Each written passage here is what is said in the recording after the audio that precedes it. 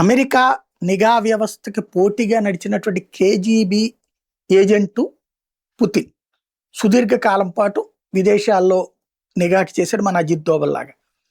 ఆ తరువాత ఎప్పుడైతే యుఎస్ఎస్ఆర్ అమెరికా ఎత్తుగడల మధ్యన అమెరికా తాలిబాన్లను ముందు పెట్టి సుదీర్ఘ యుద్ధం రష్యా వర్సెస్ తాలిబాన్లు జరిగింది. ఫలితంగా భారీ ఆర్థిక నష్టాలు వచ్చి దేశంలో ఉన్నటువంటి రాష్ట్రాన్ని భరించలేక స్వతంత్రాన్ని ప్రకటించింది. యుఎస్ఏ అంటే United States of America, USSR అంటే United States of Soviet Russia కాస్త ఉట్టి రష్యాగా మిగిలిపోయి అందులో ఉన్న దేశాలన్నీ అందులో ఉన్న రాష్ట్రాలన్నీ దేశాలుగా మారిపోయినాయి. అట్లాంటివే ఇప్పుడు పోలాండ్ అయినా లేకపోతే కనుక ఉక్రెయిన్ అయినా ఇట్లాంటివన్నీ కూడా వాటన్నిటిని నాటోలో చేర్చేసి ఆ నాటోని నడిపిస్తోంది ఇవాళ అమెరికా. అంటే అంత పెద్ద వ్యూహం. దానికి ప్రతిగా అప్పటి నుండి పుతిన్ గట్టిగా పోరాడి నిదానంగా తనే రాజకీయాల్లోకి వచ్చి ఏకంగా ప్రతిపక్షాలందరినీ తొక్కేసి తను నాయకుడయ్యాడు. అయినప్పటి నుంచి చేసుకొచ్చిన పని ఏంటంటే ప్రపంచంలో ఎక్కడెక్కడ సహజ వనరులు ఉన్నాయో వాటన్నిటిని ఒడిసి పట్టాడు.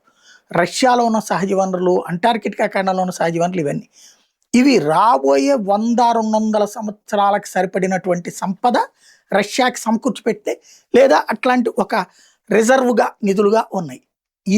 దీంతోనే ఈ దన్నుతోనే తను నెక్స్ట్ మళ్ళీ యుఎస్ఎస్ఆర్ దేశంలోని ఇతర రాష్ట్రాలు ఏదైతే వెళ్ళిపోయి దేశాలుగా మాని వాటిని కలుపుకునే ప్రయత్నం ప్రారంభించాడు.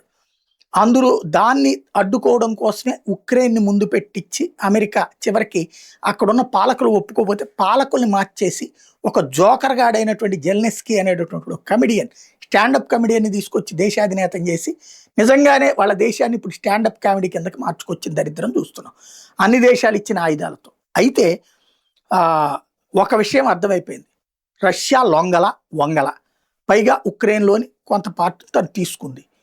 ఇప్పటికీ ఆయిల్ నిక్షేపాల మీద రష్యాది ఆధిపత్యం ఉంది, మినరల్స్ మీద ఆధిపత్యం ఉంది. అమెరికా సైతం రష్యాతో సంప్రదింపులు జరపక తప్పని పరిస్థితి. రష్యా ఇప్పటికి కూడా ప్రపంచంలో అమెరికా కంటే ఎక్కువ అణ్వాయుధాలు కలిగినటువంటి దేశం. అందుకనే అమెరికా డైరెక్ట్ యుద్ధంలోకి దిగట్లేదు, యూరప్ దేశాలను కూడా డైరెక్ట్ యుద్ధంలోకి దిగనివ్వట్లేదు, నాటో దేశాలను కూడా దిగనివ్వట్లేదు. ఎందుకంటే మా కడుపు మండి రష్యా తన దగ్గర ఉన్నటువంటి 1600 అణుబాంబులు యూరప్ మొత్తం వెదజల్లిందంటే యూరప్ మొత్తం బూడిదైపోతుంది.